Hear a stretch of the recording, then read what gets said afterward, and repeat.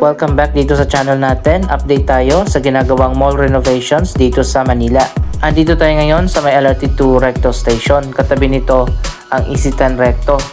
Ongoing pa rin hanggang sa ngayon ang renovation na ginagawa dito.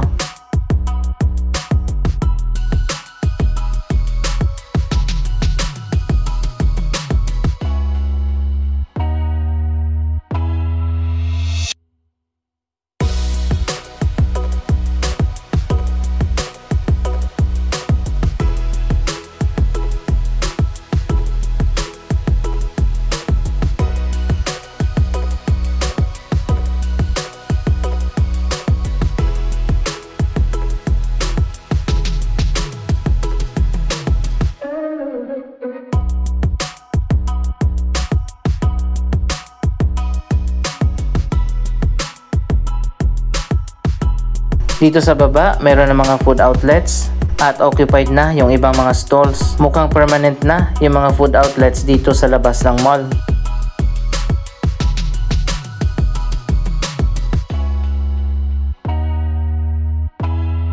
Isa pang bago dito ay nagkaroon na ng canopy dito sa harap ng mall.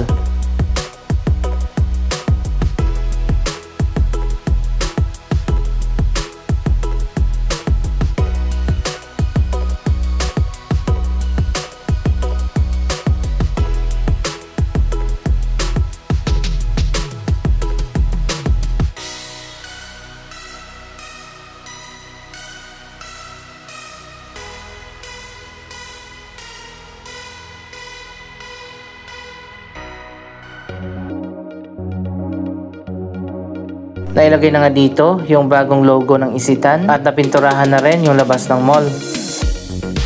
Medyo matatagalan pa siguro bago matapos yung major renovation na ginagawa dito. Sana pati sa loob magkaroon din ng renovation. Yan ang abangan natin sa mga susunod na update.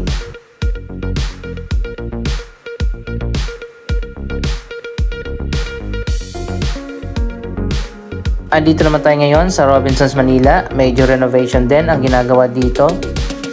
Sa ngayon, doon pa lang sa Pedro Hill Wing, Santa Monica Wing, at Padre Fauro Wing yung ginagawa. Dito sa Midtown Wing, wala pang renovation.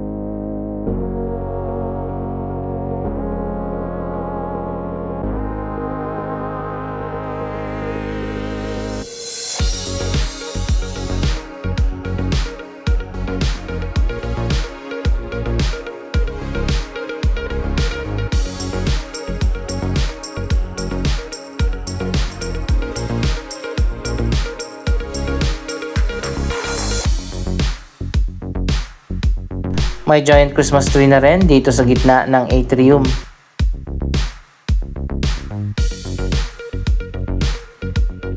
So ayun guys, nandito na tayo sa Pedro Hill Wing. Ayan, makikita nyo naman. Mukhang malapit na matapos yung renovation na ginagawa dito.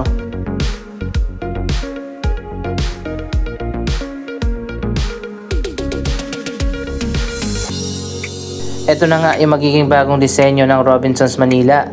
May mga bagong wood accent na sa iba't ibang areas ng mall.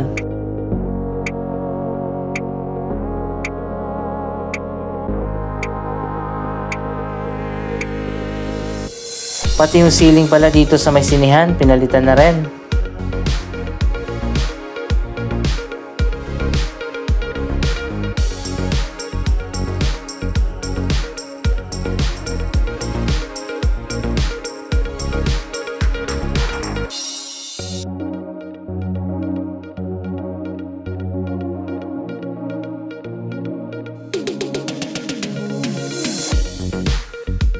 Dito sa Pedro Hill Wing, doon na lang sa pinakataas na floor ang ginagawa.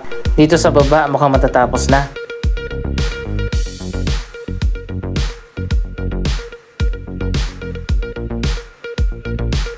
Yung mga poste ng mall ay nilalagyan din ng wood.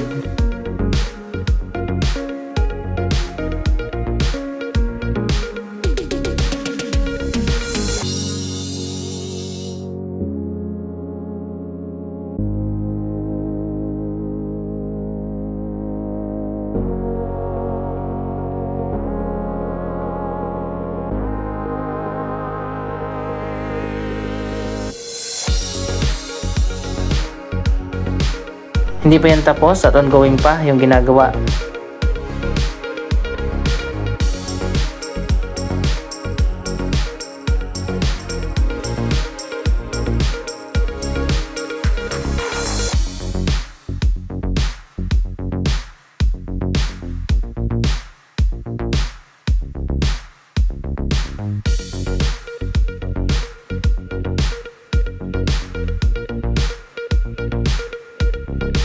Dito naman sa pinaka main atrium, ganun din. Ayan, makikita naman natin, prominente na ang wood accent.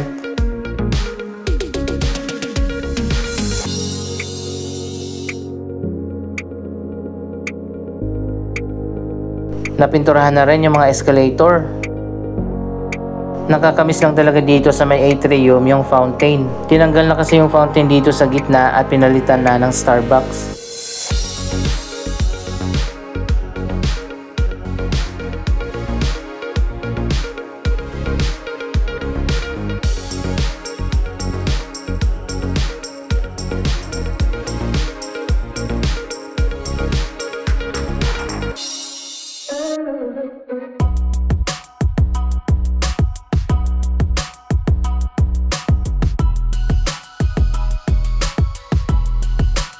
Dito naman sa taas ang food court. Ayan, makikita nyo naman, napakaganda rin ng disenyo dito.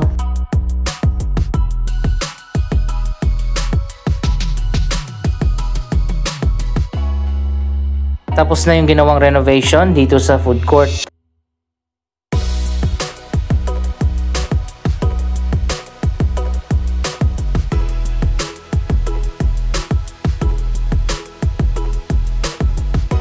Sana lang mas dagdagan pa nila yung food outlets.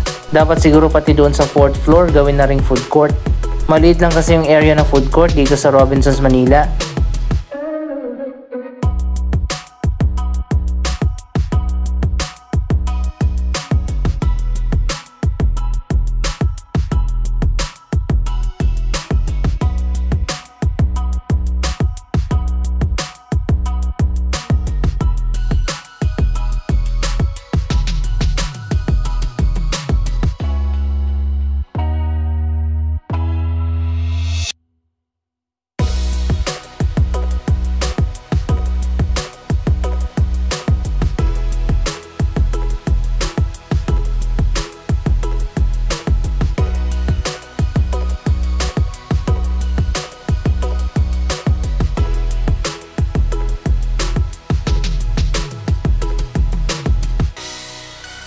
Dito naman sa harap ng Robinsons Department Store, maganda na rin.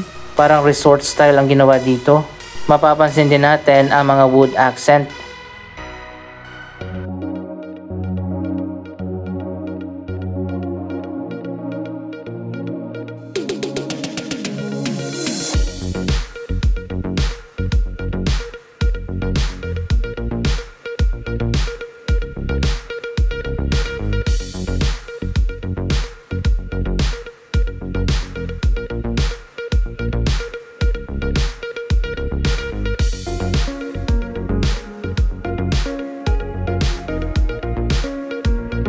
So ayun guys, ibang-iba na nga ang itsura ng Robinsons Manila sa ngayon. Mas lalo na siguro kapag natapos na yung major renovation na ginagawa dito.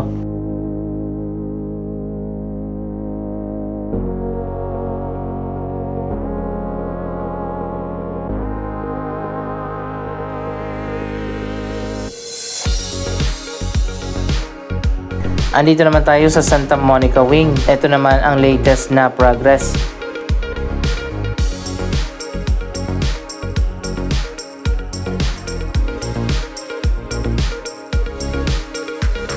Ayan, pinalitan na at mas maganda na ngayon yung ceiling. Parang Japanese style.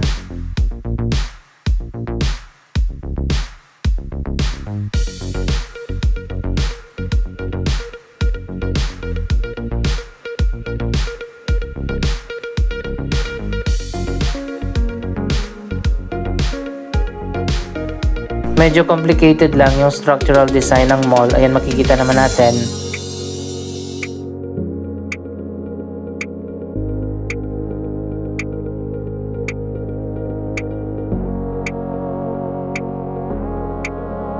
Andito na tayo sa Padre Faura Wing. Ang mga escalator din pala dito ay pinapalitan din ng bago.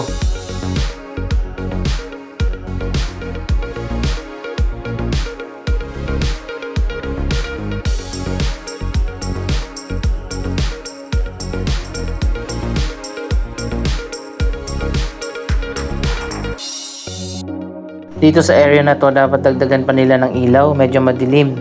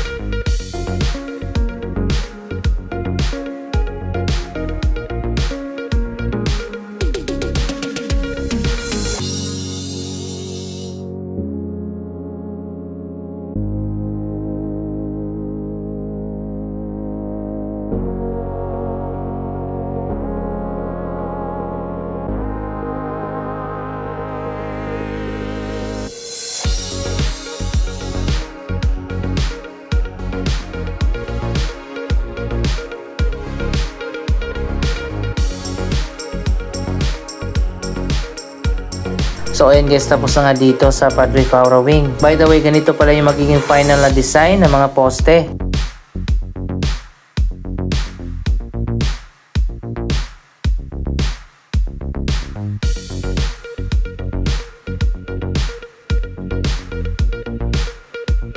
Napakaganda na rin ng ceiling dito.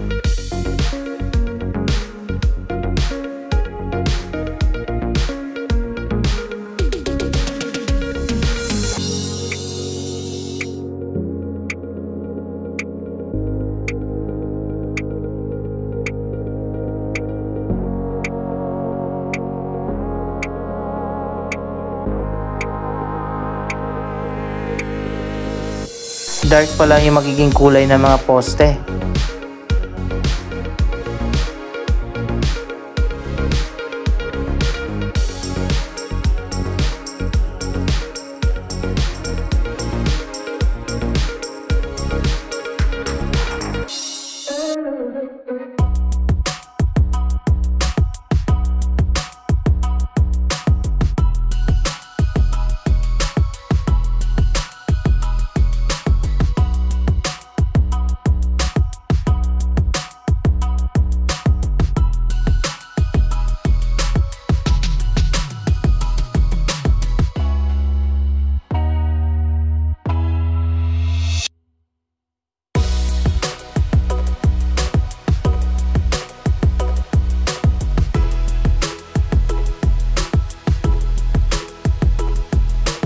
Natapos na yung major renovation sa Robinsons Galleria. Ngayon naman dito na sa Robinsons Manila ang ginagawa. Sana pati doon sa Robinsons Metro East, masyado nang luma yung Robinsons doon.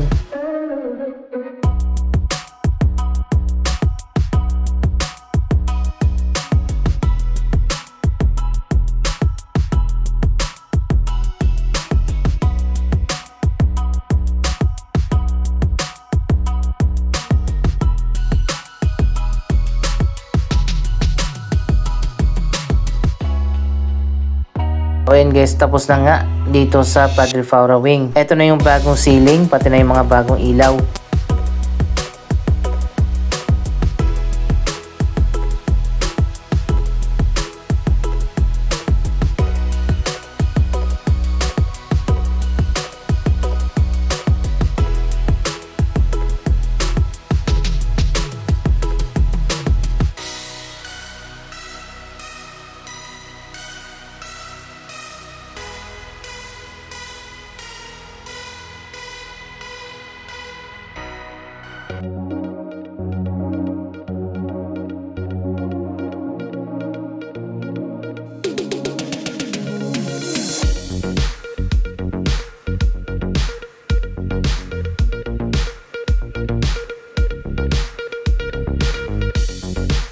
Ang Robinsons Manila ang isa sa pinaka-popular mall ng Robinsons. Hanggang sa ngayon, after ng ilang dekada, napakaraming tao pa rin ang pupunta dito. By the way, malapit na magkaroon ng rival ang Robinsons Manila. Kapag natapos na yung bagong SM Harrison, anong masasabi nyo sa progress ng renovation na ginagawa dito? Mag-comment lamang yan sa baba ng inyong mga reaksyon. Maraming salamat sa inyong panonood. Don't forget to like, share, comment, at subscribe. Thank you for watching!